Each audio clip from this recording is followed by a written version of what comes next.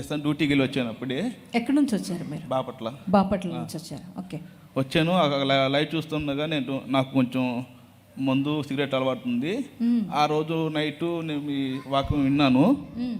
ఆ రోజు విన్న తర్వాత మీరు ప్రేయర్ చేశారు. కన్నీటి స్టార్ట్ చేసి నేను ఆటోమేటిక్ కళ్ళు మూసుకున్నాను. ఓకే. ఆటోమేటిక్గా దేవుడు నా మీదకి వచ్చాడు. నాకు కళ్ళం నీళ్ళు చేసి ఆ రోజు నుంచి ఇంతవరకు మందు కానీ సిగరెట్ కానీ మొత్తం అయిపోయింది. గట్టిగా చెప్పలు కొడదామా? మీ పేరు నాన్న? నా పేరు జాన్సన్ గారు. బాపట్ల నుంచి వచ్చారు. కార్ డ్రైవ్ చేస్తారా? కార్ డ్రైవ్ చేస్తారు.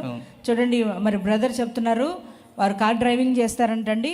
అయితే తనకు మరి త్రాగుడు అలవాటు ఉంది, సిగరెట్ అలవాటు ఉంది.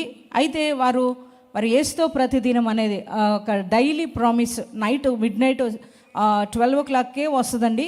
మరి మన పాల్ పృథ్వీ మినిస్టర్స్ అనే యూట్యూబ్ ఛానల్లో వస్తుంది. అది చూస్తూ ఉంటారంట మరి సహోదరుడు. అది చూస్తూ ఉన్న సమయంలో మరి సేవకురాలుగా మేము ప్రార్థన చేస్తున్నప్పుడు ప్రార్థనలో ఏకీభవిస్తున్నారంట.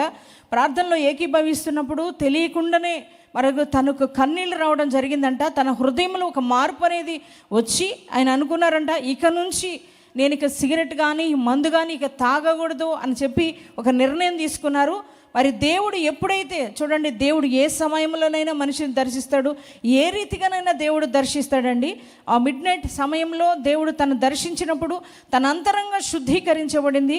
మరి ఈ రోజున చెడు వ్యసనాల నుంచి విడుదల పొందుకొని మారు మనసు పొందుకొని మరి యేసు నిజమైన దేవుడు, ఆయన పరిశుద్ధుడు కనుక నేను కూడా పరిశుద్ధంగా బ్రతకాలి అనే ఉద్దేశంతో మరి త్రాగుడు నుంచి సిగరెట్ నుంచి విడుదల పొందుకున్నారండి. ఆ సాక్ష్యం తెలియజేయడానికి ఇక్కడికి వచ్చిన్నారు. మరి మంచి జీవితాన్ని తన చెడు వ్యసనాల నుంచి విడుదలిచ్చి తను ఒక గొప్ప సాక్షిగా నిలబెట్టిన దేవునికి గట్టిగా చప్పట్లు కూడా ప్రభుకు స్తోత్రం చెప్దామా?